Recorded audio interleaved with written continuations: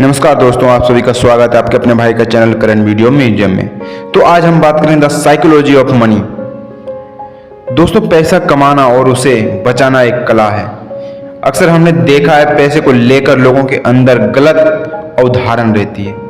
जब उनके पास ज़्यादा पैसा रहता है तो पैसे के प्रति उनके खराब बिहेवियर के कारण वो उसे खो देते हैं। जैसे कि अमीर होने का शो ऑफ करना, फालतू में गैर जिम्मेदाराना तरीके से पैसे खर्च करना, और इसका नतीजा निकलता है कि एक दिन ऐसे लोग बैंकक्रप्ट यानी कंगाल हो जाते हैं। इसका मुख्य रीजन ये है कि ऐसे लोग पैसे की वैल्यू को नहीं समझते हैं और वो अपने पैसे को खो देते हैं। वैसे तो अमीर बनने के लिए अनेक रास्ते हैं, लेकिन अपनी अमीरी को बरकरार रखने के लिए एक ही उपाय है कि हमें पैसे की वैल्यू को समझना होगा। तो चलिए दोस्तों, आज के इस book the psychology of money को थोड़ा सा हम समझने का कोशिश करेंगे, जिसके राइटर हैं मॉर्गन हाउसेल। मॉर्गन हाउसेल एक बेहतरीन लेखक के साथ साथ स्टॉक मार्केट इन्वेस्टर भी है। यह बुक हमें केवल साइकोलॉजी ऑफ मनी को नहीं बताती, बल्कि यह हमें और भी कई लेसन सिखाती है, जैसे कि पैसा कैसे जोड़ना सीखें, अमीर बनने के लिए कैसा माइंड सेट होना चाहिए, पैसे को बर्बाद मत करो, डोंट वेस्ट मनी। चलिए इसे हम एक कहानी के माध्यम से समझते हैं। मॉर्गन हाउसेल अपने बुक में लिखते हैं, जब मैं एक होटल में काम किया करता था तो उन दिनों हमारे होटल में एक टेक्नोलॉजी एग्जीक्यूटिव आया करता था, जिसने अपने यंग एज में ही बहुत सारा पैसा और कंपनियां बना ली थी। लेकिन वो पैसों की कदर कभी नहीं करता। पैसे के प्रति उनका व्यवहार बहुत ही स्टूपिड था। वो हर समय अपने पास नोटों की बंडल लेकर घूमता और शराब के नशे में हमेशा धुत रहता और अपने अमीर होने का दिखावा करता। राइटर आगे कहते हैं कि एक दिन उस इंसान ने कुछ ऐसा किया जिसके बारे में जानकर आप चौंक जाएंगे। दरअसल वह इंसान अपने दोस्तों को एक नोटों की गड्डी देकर कहता है कि इसे सोने के सिक्के में कन्वर्ट करके लाओ। उसके बाद वो अपने दोस्तों के साथ मिलकर उस सोने के सिक्के को समुद्र में फेंकते हैं और गेम खेलते हैं, कौन गोल्ड कॉइन्स कितना दूर फेंकता है। पैसे के साथ उनका यह व्यवहार उसे जल्द ही बैंकक्रप्ट बना देता है।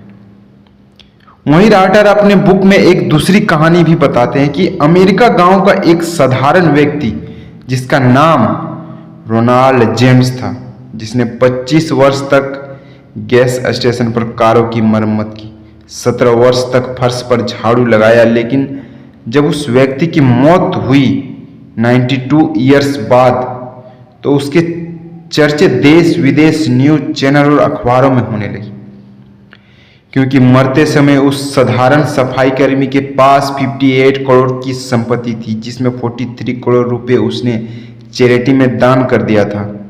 बाकी के 15 करोड़ रुपए अपने सौतेले बच्चों के लिए छोड़ गया था। आखिर उसके पास इतना पैसा आया कहां से?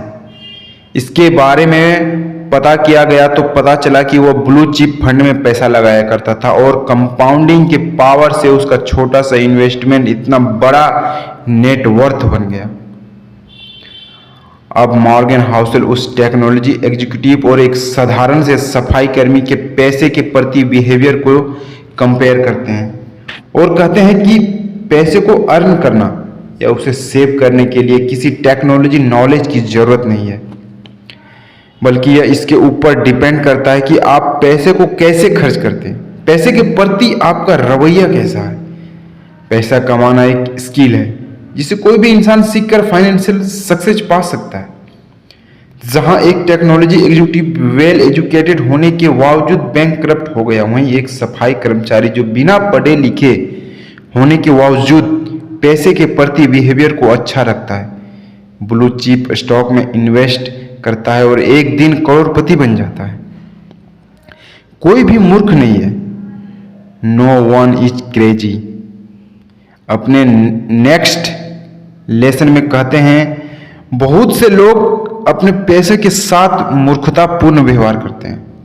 हालांकि वे लोग मूर्ख नहीं हैं। असल में आज की पीढ़ियां फिल्म देखने, लॉटरी का टिकट खरीदने और गेम खेलने के पीछे अपने पैसों का ज़्यादातर हिस्सा खर्च कर देते हैं। यह काम ज़्यादातर वही लोग करते हैं जो गरीब होते हैं, जो इमरजेंसी में 20 या 25 हजार रुपये भी अरेंज नहीं कर सकते। राइटर कहते हैं कि कोई भी मूर्ख नहीं है, नो वन इज क्रेजी। अपने नेक्स्ट लेसन में कहते हैं बहुत से लोग पैसों के साथ मूर्खतापूर्ण व्यवहार करते हैं, हालांकि वे लोग मूर्ख नहीं हैं। असल में आज की पीढ़ियां फिल्म देखने, लॉटरी का टिकट खरीदने और गेम खेलने के पीछे अपने पैसों को ज़्यादातर हिस्सा खर्च कर देते हैं।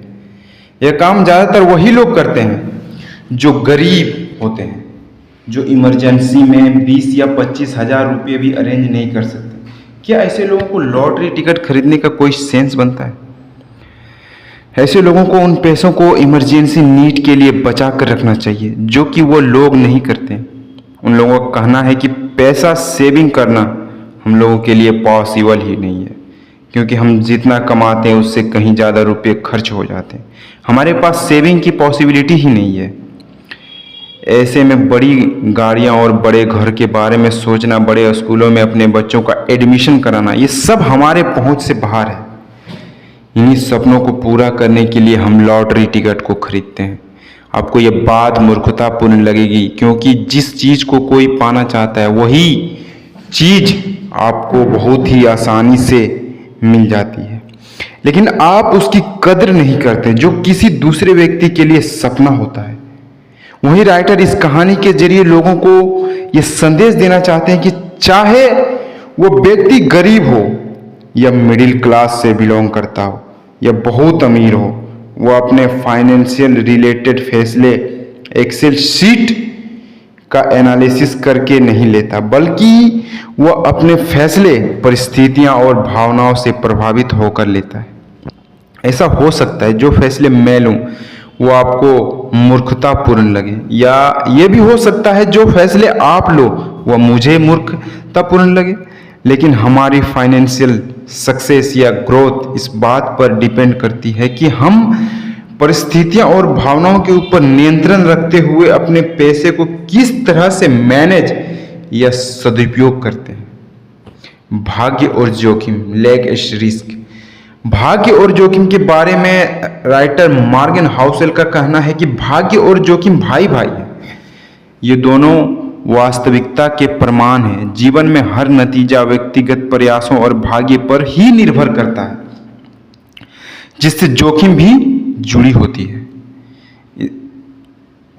इसे हमें कहानी के माध्यम से समझाते हैं, जिसका वर्णन मॉर्गन हाउसेल ने अपने बुक में किया है। वो लिखते हैं कि 1968 में जब बिल गेट्स एक स्कूल में पढ़ने जाते थे, उस समय पूरे वर्ल्ड में 30 करोड़ उनके जैसे स्टूडेंट हाई स्कूल में पढ़ा करते थे। वो जिस लेक साइड स्कूल में पढ़ा करते थे, फाइनेंशियल मजबूती थी, उनके पास बच्चों को सिखाने के लिए कंप्यूटर भी था। बिल गेट्स उस दौर के लकी स्टूडेंट थे जिन्हें कंप्यूटर सीखने का मौका मिला। ऑन रिकॉर्ड बिल गेट्स ने एक इवेंट में यह बात कही थी, अगर लेक साइड स्कूल नहीं होता तो शायद मेरी कंपनी माइक्रोसॉफ्ट भी आज नहीं होती। इस प्रकार से बिल गेट्स के सक्सेस होने के पीछे बहुत सारे फैक्टर थे, लेकिन उसी में से एक लक था। बिल गेट्स अपने स्कूली दोस्त केंट एवंस के बारे में कहते हैं, अगर केंट ने मेरे साथ ही स्कूल छोड़ दिया होता तो आज वो मेरे कंपनी माइक्रोसॉफ्ट के फाउंडर होते। लेकिन उन्होंने अपनी पढ़ाई जारी रखी और माउंटेन क्लाइंबिंग के दौरान उनकी मौत हो गई। उन्होंने उस जोखिम का सामना किया जो लाखों में से कोई एक व्यक्ति करता है, क्योंकि माउंटेन क्लाइंबिंग करने लाखों लोग जाते हैं लेकिन उनमें से मरता कोई एक ही है। इस प्रकार से लेखक हाउसेल भाग्य और जोखिम को समझाते हैं, जिसका मतलब ये हुआ कि बिल गेट्स के सफलता के पीछे उनके भाग्य का हाथ है। हालांकि सफलता मिलने के पीछे भाग्य के अलावा और भी कई फैक्टर होते हैं, जिसे इफोर्ट्स, हाई विकिंग डिसीजन, सही मार्गदर्शन पर काम करना इत्यादि होता है। कभी भी पर्याप्त नहीं है। नेवर इनोज। साइकोलॉजी ऑफ मनी के बारे में समझने के लिए लेखक कोलकाता में जन्मे रजत गुप्ता का उदाहरण देते हैं और बोलते हैं कि रजत अनाथ होने के बावजूद 40 साल की उम्र में प्रेजेंटिव काउंसलिंग MC किनी के CEO बने थे।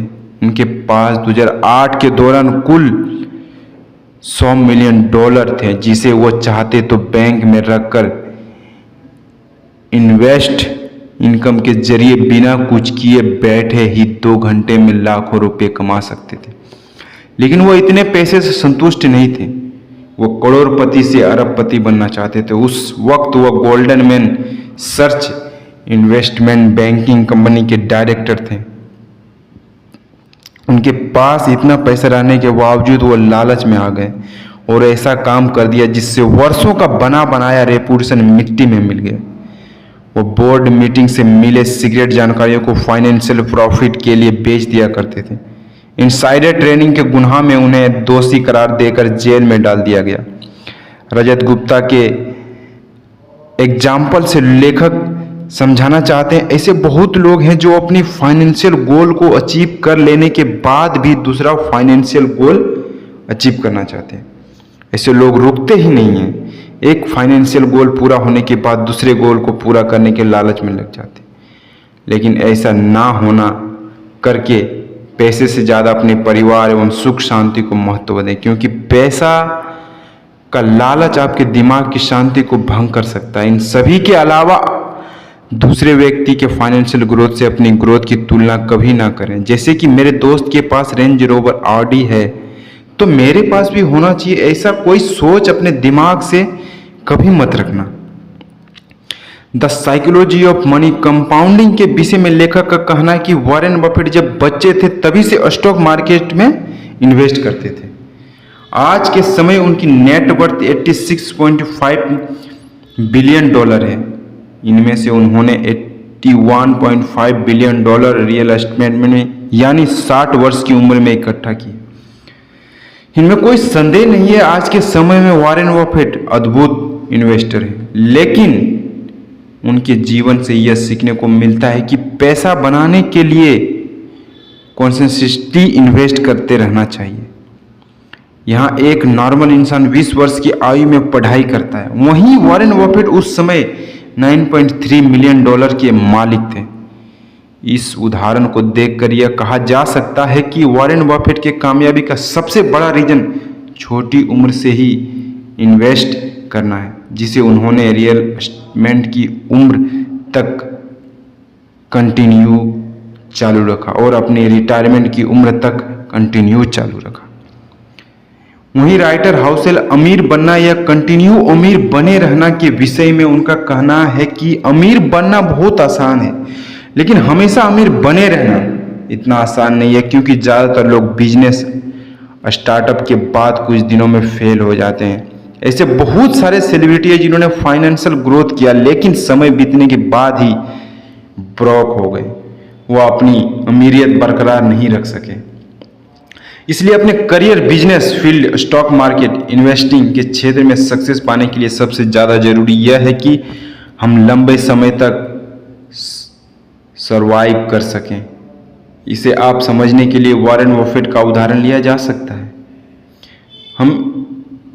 हम ऐसा इसलिए कह रहे हैं, वॉरेन बफेट के साथ ऐसे बहुत सारे इन्वेस्टर थे जिन्होंने स्टॉक मार्केट में इन्वेस्ट किया लेकिन वॉरेन बफेट की तरह कामयाबी हासिल नहीं कर सके। इसका मुख्य कारण ये रहा कि वह लंबे समय तक स्टॉक मार्केट में सर्वाइव नहीं कर सके, जिसकी वजह से वह लोग फेल हो गए। द साइकोलॉजी ऑफ मनी से हमें सीखने को मिलता है अमीर बनने के अनेक रास्ते हैं, लेकिन कंटिन्यू अमीर बने रहने का एक ही तरीका है, पैसों की इज्जत करना, उन्हें सही जगह पर इस्तेमाल करना। आपके पास जो भी है उसी में खुश रहना सीखें, हम्बल और बने रहें। तो आशा करता हूँ आपको ये the psychology of money book अच्छी लगी हो, तो मेरे वीडियो को थोड़ा लाइक, कमेंट और शेयर कर दें दोस्तों। बस